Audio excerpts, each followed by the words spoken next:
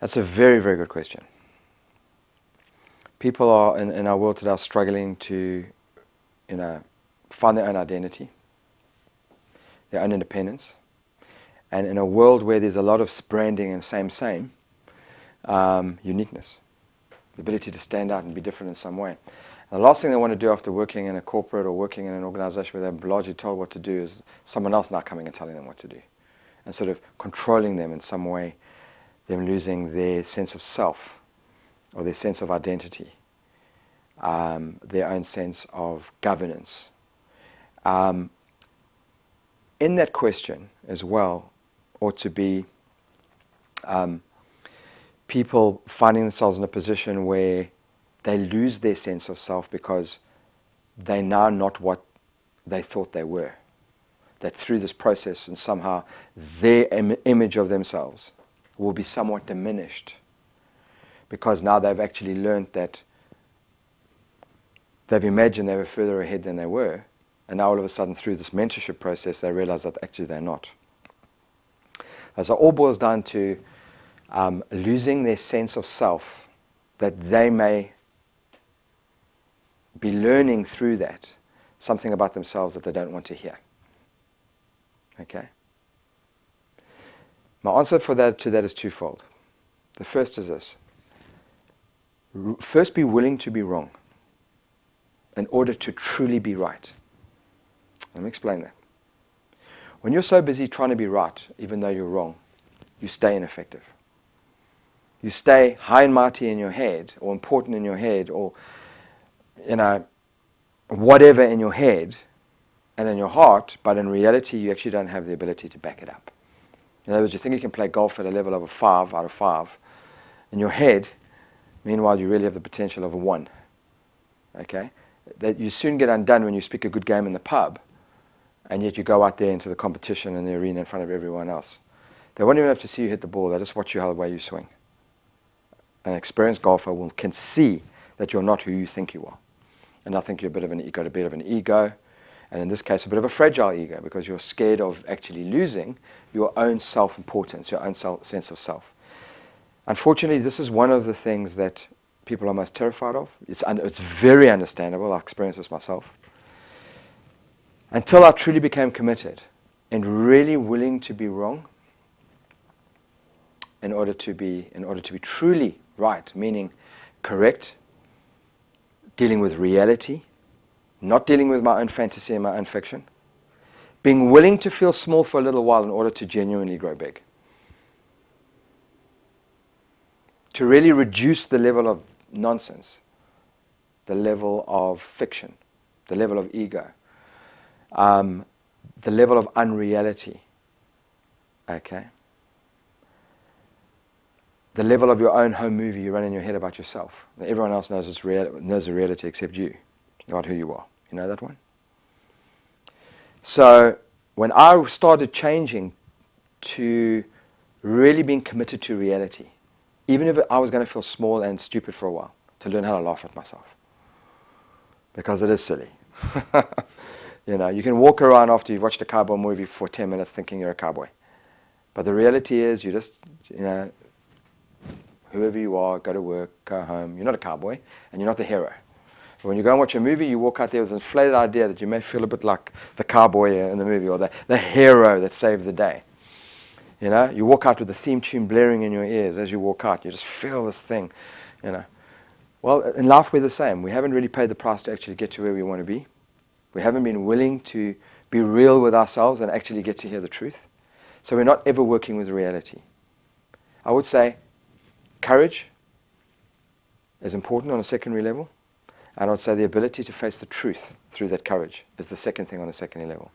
On a primary level, as far as that is concerned, I would say that through a heightened conscious awareness, you won't have to feel small, because you'll flag it up yourself. And the way we work here is to help you flag that up yourself, so that you're saying it, not us.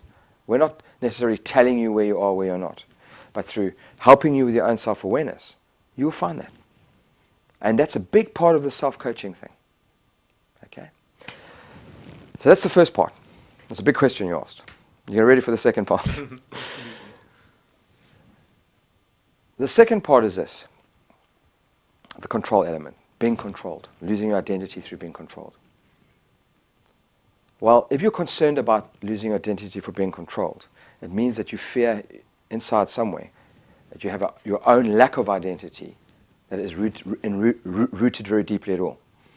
Okay, it means that you don't back yourself to not lose yourself because another human being is somehow controlling you. If you're in that position where you fear that, then I absolutely assure you're being controlled now. And you're being controlled anyway. Okay? All right, get that. So I'll explain that, but before I explain that, I want to just reiterate something. I want to be able to say this to you, Elaine, is this. When you are in a situation, in a genuine life coaching, genuine mentorship coaching situation with us at Lighthouse, what we're doing is helping human beings, other than to get the awareness to find it themselves and to come up with those answers for themselves, to actually gain control of themselves. Not for us to gain control of you, but for you to gain control. Because that's where your power is.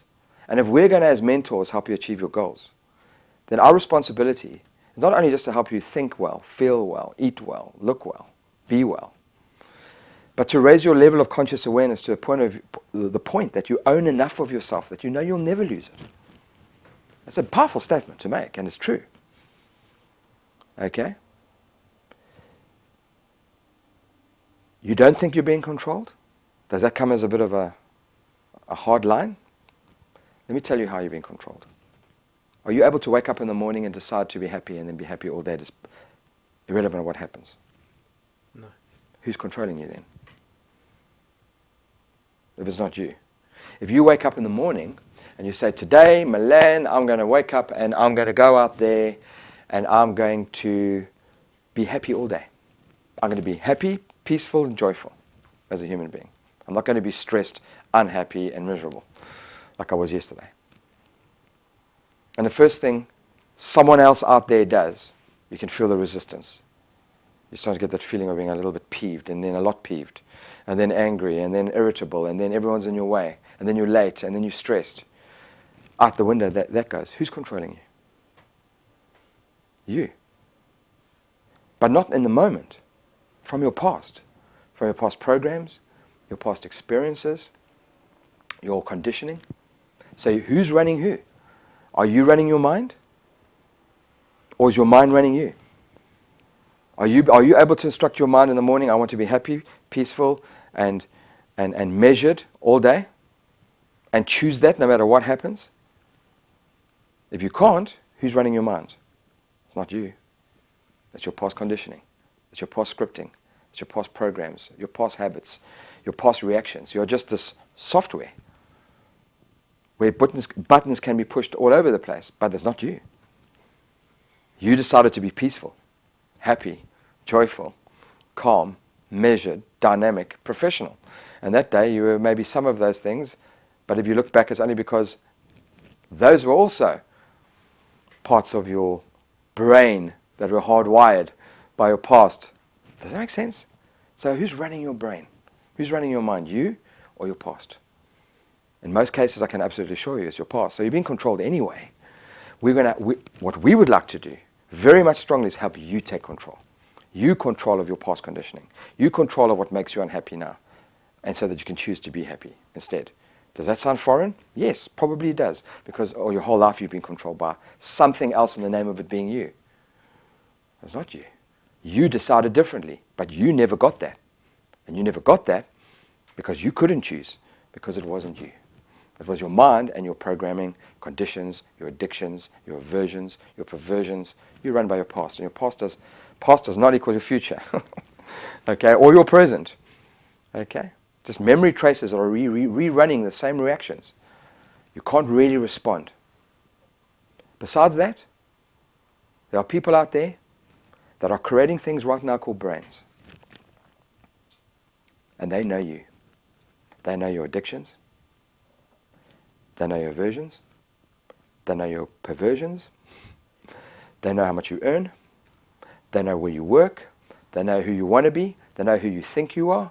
They know who you are. They know who you don't know you are. And they create brains just for people like you. You are called a demographic.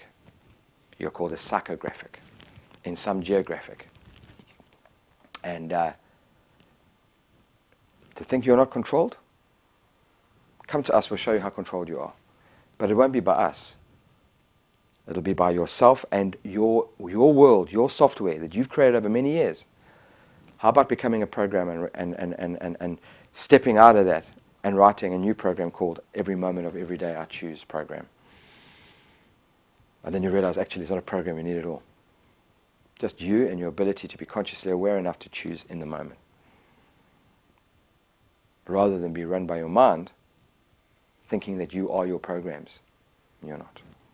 Anyway, it's quite a big subject, quite a lot to say. And I've got a lot to say on it, and this is just a fraction of it.